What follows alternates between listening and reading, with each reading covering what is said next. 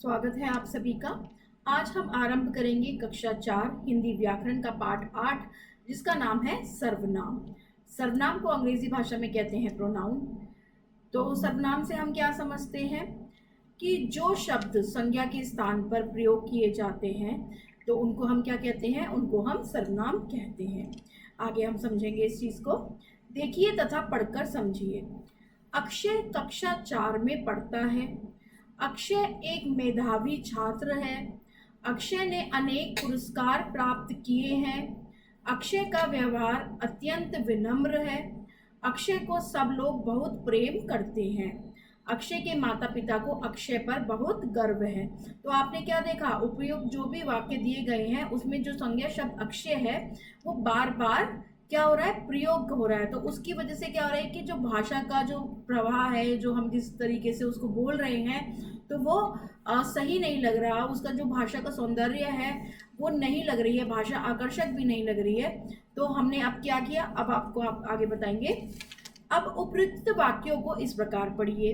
अक्षय कक्षा 4 में पढ़ता है। वह एक मेधावी छात्र है। उसने अनेक पुरस्कार प्राप्त किए हैं। उसका व्यवहार अत्यंत विनम्र है। उसको सब लोग बहुत प्रेम करते हैं। उसके माता पिता को उस पर बहुत गर्व है। तो आपने देखा यहाँ पर हमने अक्षय शब्द को किसकी जगह इस्तेमाल कर लिया, क्या अक्षय शब्द को हटाकर क्या इस्तेमाल कर लिया, वह, उसने, उसका, उसको, उसके। तो ये सब क्या शब्द है, ये सब क्या है, ये सर्वनाम है जो संज्ञा के स्थान पर हम प्रयोग करते हैं और जो वाक्य है, जो बात अपनी कहना चाहता है वो वही रहता है, बस संज्ञा बार बार प्रयोग में नहीं आती। आप देखते हैं कि इन वाक्यों में अक्षय शब्द की पुनरावृत्ति ना करके उसके स्थान पर वह, उसने, उसका, उसको, उसके तथा उस शब्दों का प्रयोग किया गया है जिससे भाषा प्रवाहमयी हो गई है। मतलब हमारी भाषा ऐसा लग रहा है कि हम अटक अटक के नहीं बोल रहे हैं, एकदम फ्लुएंसी से बोल रहे हैं। भाषा को प्रभावशाली बनाने वाले ये सभी शब्द क्या कहलाते हैं, सर्वनाम कहलाते हैं। ये सभी शब्द क्या हैं, सर्वनाम है। तो अतः स्पष्ट है कि जो शब्द संज्ञा के स्थान पर प्रयोग किए जाते हैं उन्हें हम सर्वनाम कहते हैं। क्या कहते हैं, सर्वनाम कहते हैं जो शब्द संज्ञा के स्थान पर प्रयोग करते हैं। अब हम आएंगे सर्वनाम के भेद के बारे में पढ़ेंगे। सर्वनाम के भेद, सर्वनाम के कितने भेद होते हैं, 6 भेद होते हैं। सर्वनाम के 6 भेद होते हैं। पुरुषवाचक सर्वनाम, निश्चयवाचक सर्वनाम, अनिश्चयवाचक सर्वनाम, संबंधवाचक सर्वनाम, प्रश्नवाचक सर्वनाम और निजवाचक सर्वनाम। अब हम विस्तार से एक एक भेद के बारे में आपको समझाएंगे। तो पहला भेद है पुरुषवाचक सर्वनाम। जिन सर्वनामों से बोलने वाले, सुनने वाले या जिसके बारे में बात कर रहे हो उनका ज्ञान हो वह पुरुषवाचक सर्वनाम कहलाते हैं। जिससे कि हमें ये पता लग रहा है कि जो हम कहाँ उपयोग करते हैं, जो बोलने वाले, सुनने वाले या जिसके बारे में बात कर रहे हैं उसका ज्ञान होता है तो वो हमारा पुरुषवाचक सर्वनाम कहलाता है। उदाहरण से समझेंगे। मैं, वह, हम, तुम, तुम्हारा, मेरा आदि। और पुरुषवाचक सर्वनाम के 3 प्रकार होते हैं। पुरुषवाचक सर्वनाम 3 प्रकार के होते हैं। पहला प्रकार है उत्तम पुरुषवाचक सर्वनाम जो अपने लिए प्रयुक्त किए जाता है। उत्तम पुरुषवाचक सर्वनाम, ऐसे सर्वनाम जो बोलने वाले के द्वारा अपने लिए प्रयुक्त किए जाते हैं वह उत्तम पुरुषवाचक सर्वनाम कहलाते हैं। जैसे मैं, हम, हमारा, अपना आदि। अब आता है मध्यम पुरुषवाचक सर्वनाम, जो सर्वनाम बोलने वाले के द्वारा सुनने वालों के लिए प्रयुक्त किया जाता है। जैसे हम किसी और को, उसमें क्या करते हैं, उसके किसी और के बारे में हम बात कर रहे होते हैं तो उसमें हम मध्यम पुरुषवाचक सर्वनाम का प्रयोग करते हैं। उन्हें मध्यम पुरुषवाचक सर्वनाम कहते हैं। जैसे तुम, तुम्हारा, आप आदि। अन्य पुरुषवाचक सर्वनाम तो किसके लिए प्रयुक्त होता है, वो कि जो बोलने वाला जो है, जो व्यक्ति बोल रहा है वो किसी अन्य पुरुष के लिए संबोधित करेगा तो वो क्या होगा, अन्य पुरुषवाचक सर्वनाम होगा। जिस सर्वनाम को बोलने वाला अन्य पुरुष के लिए प्रयुक्त करे उसे अन्य पुरुषवाचक सर्वनाम कहते हैं। जैसे वह, वे, उसका, उसके, उनका, उनमें आदि। अब हम सर्वनाम का दूसरा भेद पढ़ेंगे, जो है निश्चयवाचक सर्वनाम। जैसे कि नाम बता रहा है कि निश्चित के वस्तु का बोध हो, जिसमें जिसमें कि जैसे निश्चित वस्तु का कि आप श्योर हो उस चीज के लिए, तो ये होता है निश्चयवाचक सर्वनाम। जिस सर्वनाम से किसी निश्चित वस्तु का बोध हो उसे निश्चयवाचक सर्वनाम कहते हैं। जैसे यह मेरी पुस्तक है, वह रहने दो, यहाँ यह तथा वह निश्चयवाचक सर्वनाम है। तीसरा भेद पढ़ेंगे, अनिश्चयवाचक सर्वनाम। जिस सर्वनाम से किसी निश्चित वस्तु का बोध ना हो उसे अनिश्चयवाचक सर्वनाम कहते हैं।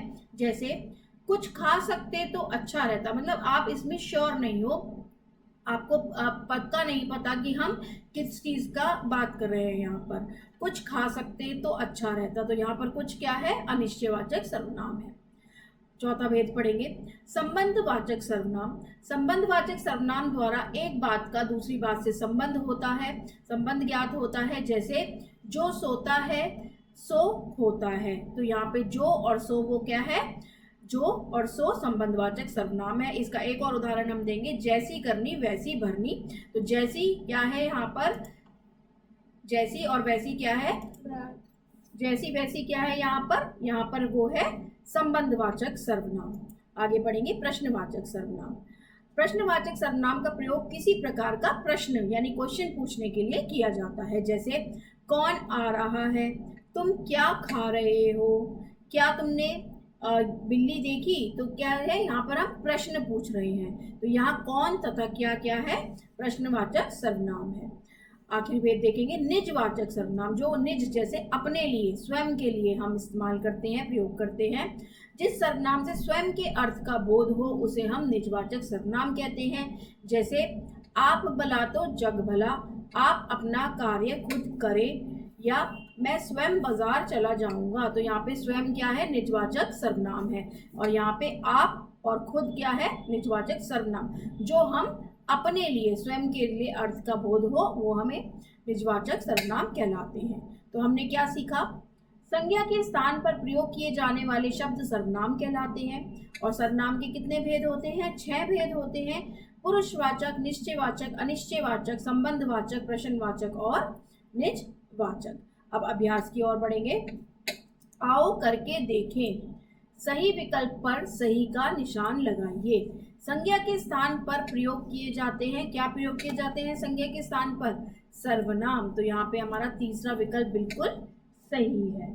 दूसरा प्रश्न देखेंगे, पुरुषवाचक सर्वनाम के भेद होते हैं 3, तो दूसरा विकल्प यहाँ पर बिल्कुल सही है। तीसरा देखेंगे, मध्यम पुरुषवाचक सर्वनाम है तू और तुम, तो ये है तीसरा विकल्प, यानी तीसरा विकल्प बिल्कुल सही है। खा प्रश्न की ओर बढ़ेंगे। दिए गए वाक्यों में से सर्वनाम को रेखांकित कीजिए। आज आपने क्या खाया था, तो इसमें आपने क्या है, सर्वनाम है। ये काम तुम अपने आप कर लेना, यह और तुम सर्वनाम है।